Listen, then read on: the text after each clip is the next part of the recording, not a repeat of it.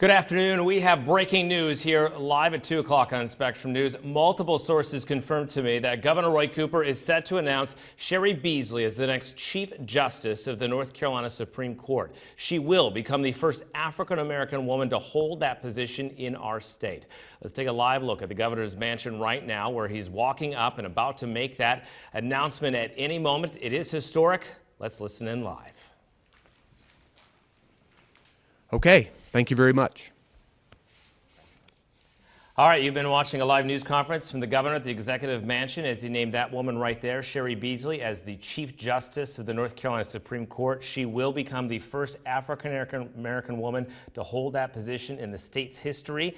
The governor's saying that Justice Beasley is the right person at the right time. Justice Beasley saying is not lost on her the historic factor, especially because it is Black History Month. She will start in this position of March 1st of this year. She's replacing Mark Martin, who is leaving in March to become the dean of a law school in Virginia. We'll have much more on this later this afternoon, of course, on Capitol tonight at 7 o'clock. Hey everybody, coming up on Capitol tonight, here come the handcuffs. The man at the center of the 9th District investigation arrested and indicted. We have the details and reaction. An explosive day in Capitol Hill as President Trump's former attorney testifies before Congress. He is a racist, he is a con man, and he is a cheat. Bold words from the president's former fixer, Michael Cohen. We'll have reaction from Washington. And 2 state lawmakers debate a recent ruling striking down 2 amendments to the state constitution. It is all coming up on Capitol tonight, starting right now.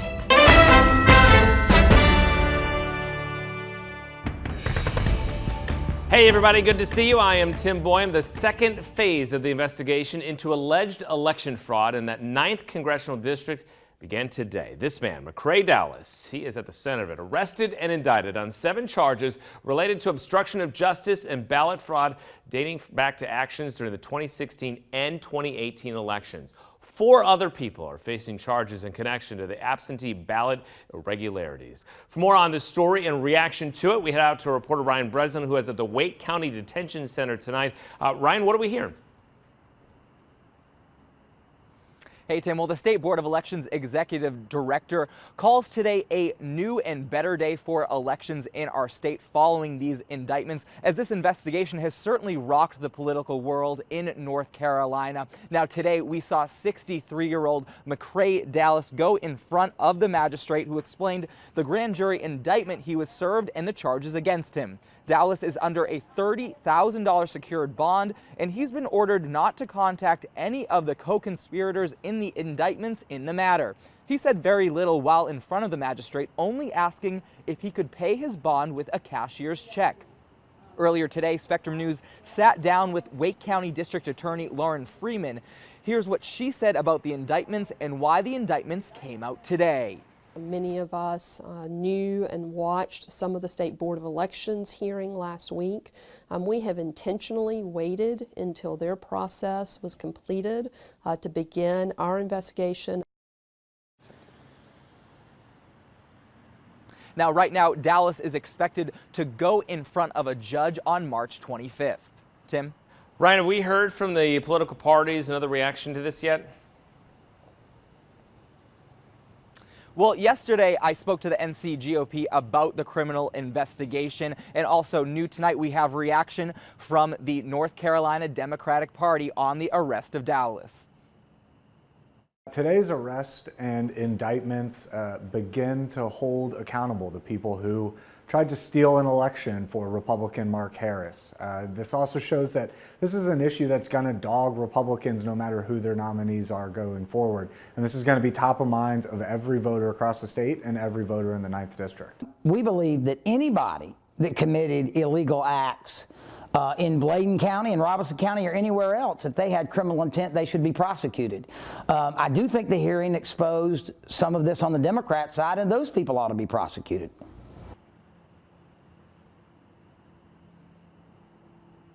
And it's strong words from both sides as this investigation continues. Tim? All right, Ryan Breslin, thank you so much for that update. We are still waiting on the 9th District when that election might be held. We're expecting to hear more on that on Monday. But today, Governor Roy Cooper calling for a special election in the 3rd Congressional District. This is to fill the seat of the late Congressman Walter Jones. The general election will be held July 9th. A primary date will be set for April 30th, and the candidate filing period will be next week, March 4th through March 8th. All right, to the nation's capital now, where the president may be out of town, but it was must-see TV from Capitol Hill today. You probably saw all of it right here on Spectrum News. Michael Cohen, the president's former attorney and so-called fixer, testifying before Congress and dropping bombs about his former boss. Our Washington Bureau reporter Kevin Fry joins us now. Kevin, a broad question here. What did we learn? Quite an explosive day. Indeed, and really Cohen did not hold back right out the gate. Now, I got a copy of this testimony, his prepared remarks last night and went through, and this was kind of the eyeball-catching moment for me, really where he summarizes his whole argument. Take a listen.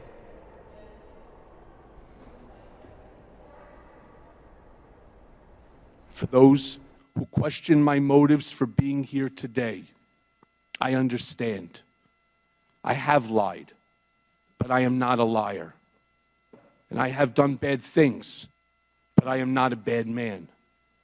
I have fixed things, but I am no longer your fixer, Mr. Trump.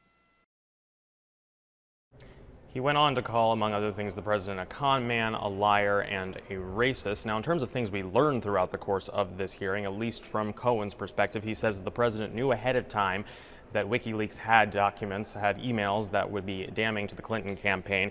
He also said the president wrote him and personally signed a check as a reimbursement for some of those hush money paid to Stormy Daniels and others as part of that cover-up ahead of the campaign, ahead of Election Day, rather.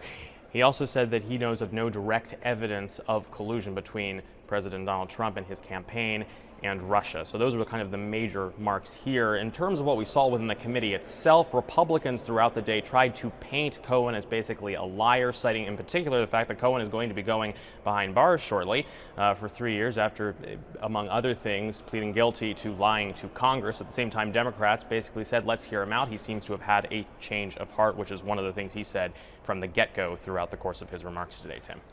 All right, Kevin, we had 2 North Carolinians on that committee today doing questioning, right?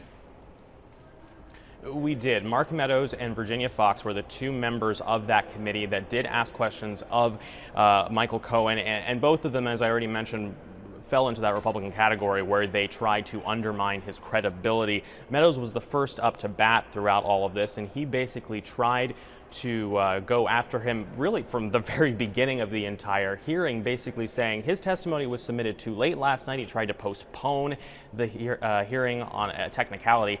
Then later, when he actually had a chance to ask questions, one of the first things he did was bring up a woman named Lynn Patton, who is a longtime Trump associate. She's an African-American woman, and basically tried to dispute Cohen's argument that Trump is a racist, and this is how that played out in committee.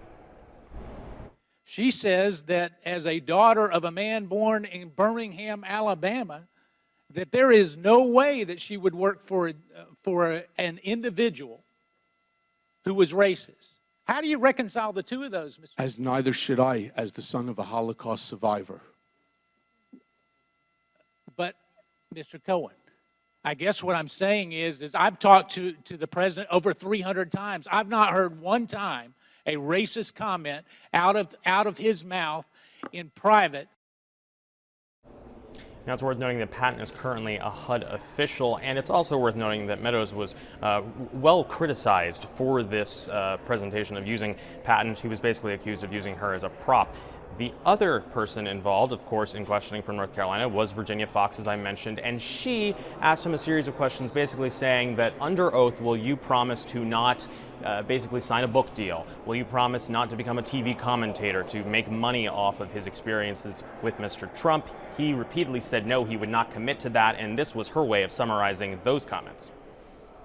So you don't commit to changing your ways, basically, because you want to continue to use your background as a liar, a cheater, a convicted liar to make money. That's what you want to do. And that's going to get me a book deal and a movie deal and television and a spot on television? I don't think so. So plenty of bomb throwing today. Really the question is, does this change anyone's mind, and what happens next? And that is just a matter of wait and see, Tim. Yes, what will the House Democrats do? A big question at the end of tonight. Our Washington Bureau reporter Kevin Fry staying on top of it and getting that North Carolina connection. Thank you, sir. While the Cohen hearing is going on in Washington, President Donald Trump in Vietnam meeting with North Korean leader Kim Jong-un. It is the second summit between the two leaders working on the goal of denuclearization. But what will happen, and should that be the goal of the summit? For more on that, we turn to two foreign policy experts. Professor Bruce Jentleson is with the Duke Sanford School of Public Policy, and John Dale Grover, assistant editor of the National Interest magazine. Good to see all of you. Thank you so much. Mr. Grover, I actually want to start with you. There's this explosive testimony going on in Washington, and I think most people believe that President Trump is probably watching that. Do you think there is concern that that might have an impact on this summit in the days ahead? I don't think it'll be too much of an impact on this immediate summit.